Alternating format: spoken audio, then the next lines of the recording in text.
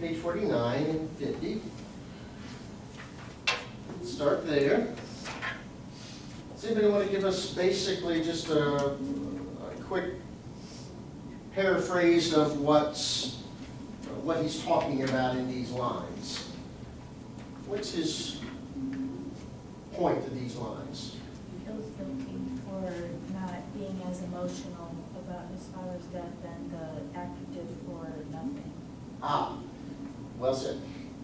The actor is making this great display over Hecuba, right? What's the point of that? There's no, I mean, that's nothing. That's not even real. It's a fiction. But as you said, he's kind of discussed it with himself that he can't be as emotional, concerning that. Do you think that's true? Is he emotional here? What evidence do we see that suggests his deep emotions here?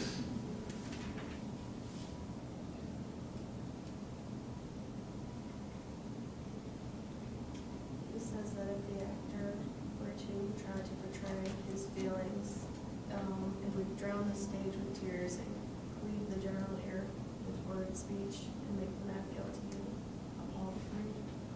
Aha. Okay, so if this actor had the same reason, to perform as he has, right? The murder of his father, he would be able to, literally, as he said, drown the stage with tears.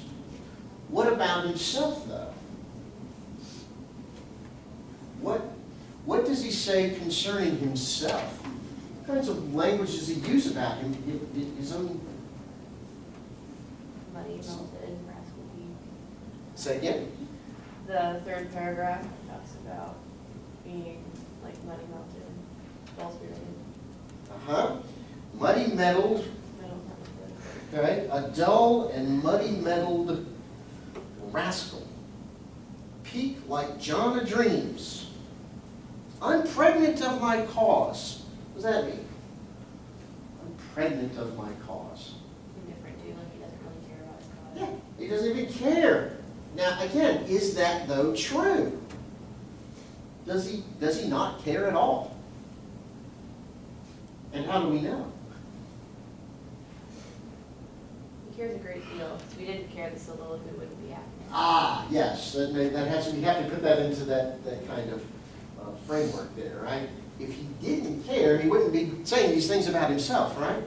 Look at the very first thing that he calls himself here as he sort of breaks down, now I am alone. Oh, what a rogue and a peasant slave am I. Right? Call yourself a rogue and peasant slave, that's not good. He goes on.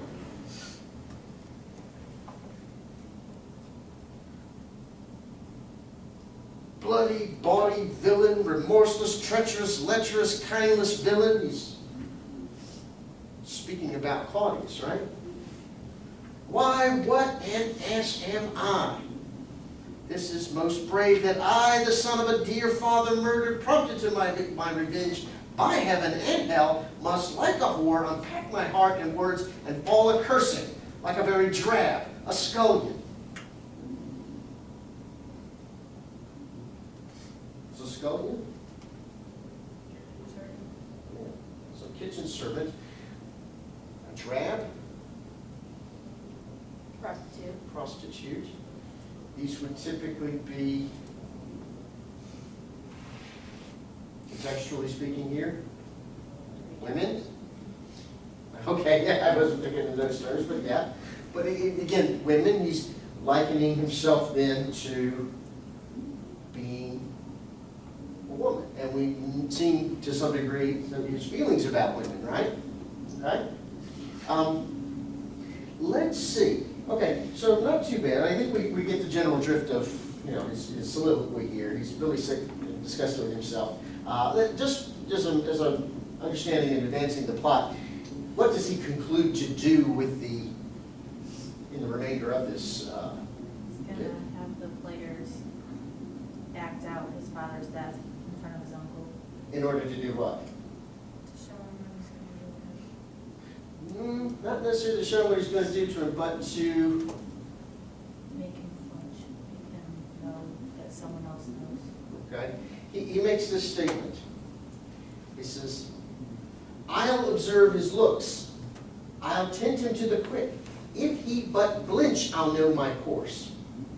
The spirit that I have seen may have been the devil, and the devil hath power to assume a pleasing shape. Yea, and perhaps out of my weakness and my melancholy, as he is very potent with such spirits, abuses me to damn me. Do we understand what he means by all of that? He thinks that the spirit of his father, the ghost that he saw, might in fact be not his father, but what? The devil, trying to do what? Yeah, cause him to, to be damned. Right? To take some action. Now, let's see. What do we make of that? Does that seem likely? What's he doing here?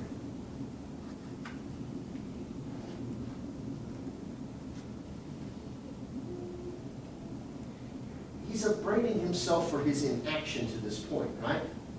And then says, oh, I know, I'll have a play here, and I'll watch, how my uncle responds to that. And then I'll know for sure, right? Because the spirit I saw might have been the devil. Does that seem like the man of action here? No, not so much. Seems kind of weak, doesn't it? Pitiful. All right. Let's try to connect what we see here with some of the other things from these other lines from earlier in the play. What sorts of echoes did you detect? Did you want to match up anything that we see here concerning Hamlet's state of mind? He's kind of unstable still compared to the very first soliloquy. Okay, so what you might say then is that Hamlet appears to be obviously very unstable, and then you could use any number of lines from here to suggest that, right? Let's go back and see other places where he appears to be unstable, or what other words could we use there? I mean, that's perfectly fine, there's nothing wrong with that, but what other words could people, say? Depressed, right? Distraught. Right? Any of these, for the most part, would suffice. Some might even conclude, perhaps, mad, insane. Not right, let's put it that way. Okay, so where do we see? The first line on page 10. On page 10, the very first line, you could have pulled that one, right? Go ahead and read that up for us. Oh, that this too sullied flesh would melt, thaw and resolve itself into a dew, or that the everlasting had not fixed his cannon against self-slaughter. Okay. So the very phrase there, then, you would also go on to add that he sounds here to be what? Suicidal, right? So, okay. What else do we see? For the one that goes on to page 11, he's kind of upset with his mother because he feels like she hasn't mourned enough. Okay. And compared to the one on 49 and 50, he's kind of upset with himself because he doesn't feel like he's showing enough emotion about it. Ah, very, very nicely done then, right? So you're now not just looking at what he's saying about himself, but drawing a comparison then between Hamlet and his own mother's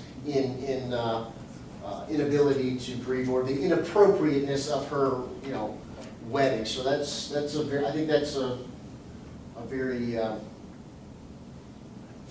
good comparison then to make. It just they connect quite well, right? Just little, Okay, no, that's actually quite good. So, what else? Page 42, he said, man delights me not delight. Man delights not me, nor woman neither. Though by your smiling, you seem to say so. Okay, So everybody's kind of like hiding their emotions behind a smile. all right, You could take that. okay. So he's not really putting forward his true feelings himself then, is that what you're kind of getting at then? He seems to be going around hiding himself in that, okay? Where else do we make connection? He's kind of losing faith in the world, he doesn't really care about what's around him anymore. He's losing faith in the world, doesn't care about what's around him. Where do we see that evidence? Page 10.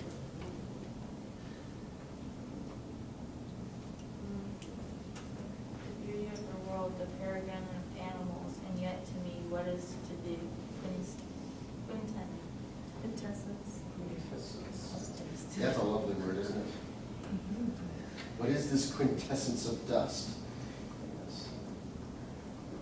You just got saying how amazing man is, right? What a piece of work is man. I mean, human beings are indeed incredible in so many ways, right?